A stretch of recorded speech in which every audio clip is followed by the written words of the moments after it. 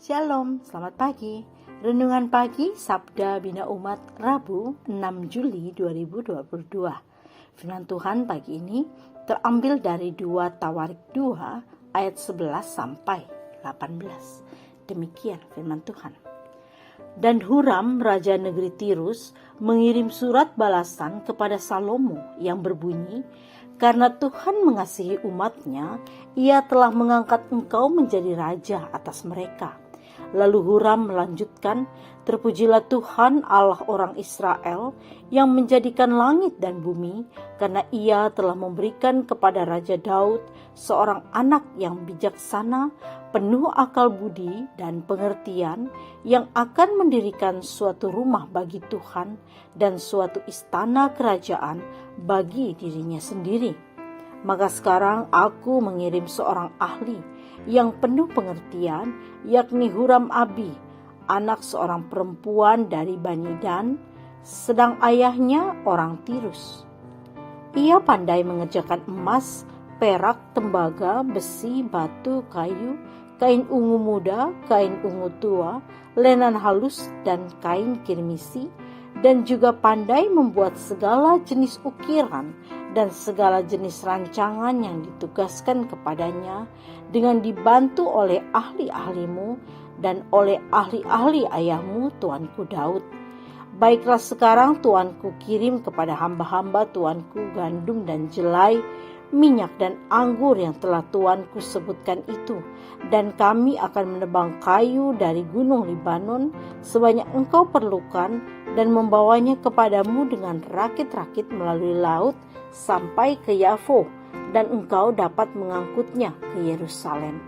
Lalu Salomo menghitung semua orang asing yang laki-laki yang ada di negeri Israel, sama seperti yang pernah dilakukan Daud ayahnya. Maka terdapatlah 153.600 orang, dan dari antara mereka 70.000 orang dijadikannya kuli, 80.000 orang tukang pahat di pegunungan, dan 3.600 orang mandur yang harus menyuruh orang-orang itu bekerja. Demikian firman Tuhan. Renungan pagi ini bertema Hikmat Tuhan. Seorang sekretaris direktur satu perusahaan sangat cerdas dan cekatan, baik di kantor maupun dalam kehidupan rumah tangganya. Tanpa dibantu banyak tenaga, ia mendukung direkturnya bukan saja dalam tugas-tugas administrasi perkantoran, tetapi juga memberi pertimbangan yang diperlukan atasannya dalam membuat keputusan-keputusan penting. Di rumah, ia membantu suami dan anak-anak mereka dalam menata kehidupan rumah tangga, sehingga sedikit demi sedikit mereka berhasil membangun sendiri rumah mereka dan membiayai pendidikan kedua anaknya sampai menjadi sarjana dengan pekerjaan yang baik.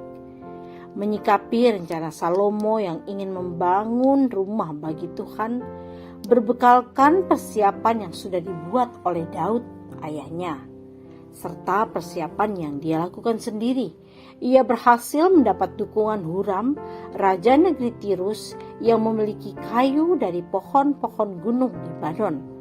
Sebagai gantinya, Salomo menyerahkan gandum dan jelai, minyak zaitun dan anggur, hasil-hasil pertanian di Israel kepada Raja Huram, untuk mengumpulkan hasil pertanian sebanyak yang dibutuhkan bagi keperluan pembangunan rumah Tuhan dan istananya, serta bangunan-bangunan penting lainnya. Diperlukan perencanaan, penataan produksi pertanian dengan para petani. Tanaman-tanaman tersebut adalah pekerjaan yang tidak mudah. Namun Salomo berhasil melakukannya, dan pembangunan rumah Tuhan dan istananya berhasil. Itu sebabnya kitab Tawarik menceritakan tentang terlibatnya tenaga kerja sebanyak 153.600 orang untuk pekerjaan besar itu. Ketekunan adalah kelebihan yang ada pada diri seseorang begitu saja. Akan tetapi bila tidak diikuti dengan kebijaksanaan, akal budi dan pengertian, Kelebihan itu tidak dengan sendirinya akan menghasilkan ketekunan dan panjang sabar. Salomo meletakkannya dalam pujian pada Tuhan. Itu cara yang harus ditempuh setiap orang percaya, karena itulah sumber kekuatan dan perlindungan kehidupan manusia. Doa pagi ini, kiranya Tuhan yang Maha Pengasih dan Pengampun menyertai dalam kegiatan hari ini. Amin. Demikianlah renungan pagi ini. Selamat beraktivitas. Tuhan Yesus memberkati.